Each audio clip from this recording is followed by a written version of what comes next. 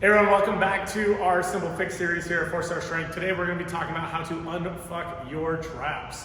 All right, first of all, the reason why most of the time athletes, especially beginners, traps get really locked up and knotted up is because they're lifting with the upper trap instead of utilizing the lower trap for better stability overhead. We're just doing like a big I don't know shrug all the time. That's really not how we want to pack for overhead positions. We can use our upper traps for assistance, but we don't want to use them primarily. So when we're up overhead holding a bar, we don't want to be like holding it like that. It should be actually packed back with our low trap, and the upper trap is helping assist.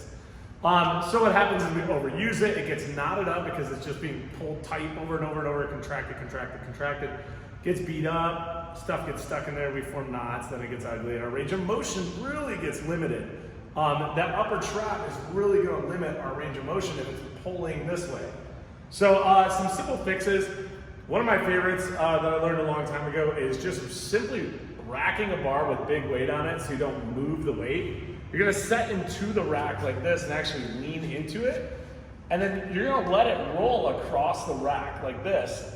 And you're gonna push your body up into the weight. So you need to make sure you're not like shrugged up into it. So that way the muscle can actually elongate. You push up into it. Right there, I have a good knot. You can play around with your arm position and just kind of roll into that. You can modify your body position. You can dig different spots, maybe throw the arm behind you, that really opens that up, and you can get some good leverage on here to actually apply the pressure to help flatten out and kind of self-massage that area. And then you can do the other side. So that's one of my favorite ones. Another you can simply do with the doorbell, the door frame or a squat rack. And it's again, getting in here, getting it situated into that upper trap, digging your body weight into it and really kind of like making small, relaxed circles and digging into this area like that. And you can modify again, you can modify with where you want it pressure-wise, higher up a little bit into the neck maybe, get back here, roll around, move it around. It's a really meaty muscle. So you guys can go ahead and dig into it a bunch. And then honestly, simply sitting at home is probably where you're actually gonna get the most bang for your buck, just sitting and relaxing.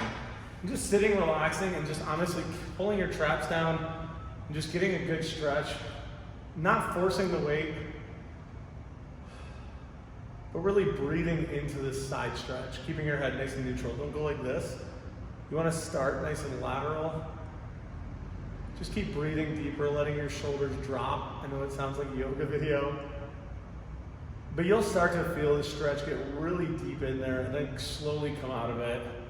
Then kind of go back in and you can get a little bit tricky, start getting some angles on it. You want to go laterally first. You can move around a little bit nice and slow and then do the opposite side.